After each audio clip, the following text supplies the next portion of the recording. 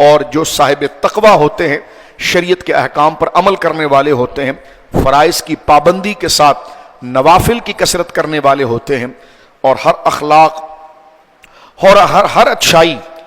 اور ہر ایک کے حق کو ادا کرنے والے ہوتے ہیں، کبھی اگر ان سے کوئی خطا اور غلطی ہو جائے، غیر انبیاء کی بات کر رہا ہوں، تو اللہ رب العالمین انہیں رجوع اور توبہ کی توفیق دیتا ہے، جس سے وہ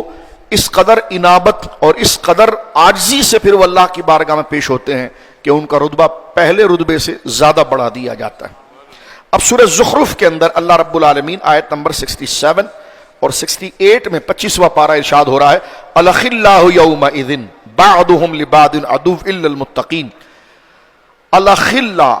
اخلاء خلیل کی جمع ہے، خلیل انتہائی گہرے دوست کو کہتے ہیں، صدیق بھی دوست کو کہتے ہیں عربی زبان میں، خلیل بھی دوست کو کہتے ہیں، لیکن دونوں لفظ جو ہیں یہ خاص معنی میں بھی استعمال ہوتے ہیں، لیکن خلیل کے اندر ایک ذرا بڑا ہی زیادہ ہے، یعنی خلیل اس دوست کو کہتے ہیں جو انتہائی جگری دوست ہو، کہ جس کے بغیر رہنا بندے کے لیے محال ہو جب تک اس سے ملاقات نہ کرے، جب تک اس سے ملے نہیں۔ فرمایا الاخلاء یومئذ بعضهم لبعض عدو، تمہارے گہرے سے گہرے دوست قیامت کے دن تمہارے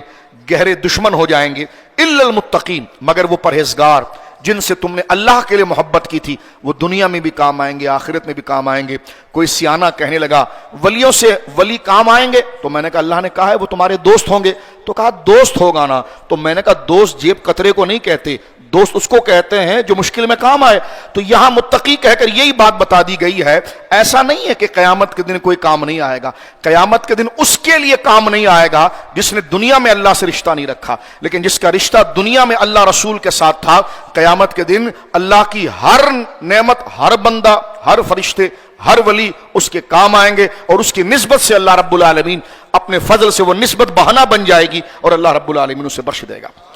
لہٰذا آدھا مطالعہ نہیں کرنا چاہیے، مطالعہ پورا کرنا چاہیے، اور یہ دیکھنا چاہیے کہ کن کی شفاعت نہیں ہوگی اور کن کی شفاعت ہوگی، کن کے سپورٹ نہیں۔ جی قیامت کے دن تو کوئی کسی کا کام نہیں آئے گا، تو میں نے کہا بندے صحیح پکڑتے ہیں نا، دنیا کے اندر بندے غلط پکڑے، آپ نے جانا لانڈی آپ کو اور بیٹھ گئے ہب چوکی کی گاڑی میں، تو قصور تو آپ کا ہے نا، اسٹاپ صحیح پکڑتے، بس صحیح پکڑتے، بندے آپ نے غلط پکڑے اور آپ آیت پڑھ رہے ہیں کہ جناب قیامت کے دن کوئی کسی کا کام نہیں آئے گا، تو ہم نے کہا بالکل کام نہیں آئے گا، لیکن کس کے کام نہیں آئے گا؟ جس نے دنیا میں اللہ سے کام نہیں رکھا، اللہ کے بندے اس کو کام نہیں آئیں گے، لیکن جس نے دنیا میں اللہ اور اس کے دین سے کام رکھا، تو قرآن کہتا ہے الا المتقین، وہ اللہ کے محبوب بندے دنیا میں بھی اس کے کام آئیں گے، آخرت میں بھی کام آئیں گے۔ لہٰذا ایک مفہوم کی آیت نہیں پڑھنی چاہیے، قرآن کا پورا مطالعہ کرنا ہے۔ اب دیکھیں آگے اللہ کیا فرما رہا ہے، الاخلاء یومئذ بعضهم لبعض عدو الا المتقین، گہرے سے گہرے دوست اس بڑے دن قیامت کے دن ایک دوسرے کے دشمن بن جائیں گے، مگر الا المتقین، جو اولیاء و صالحین ہیں وہ دوست رہیں گے۔ آگے اللہ فرماتا یا عبادی لا خوف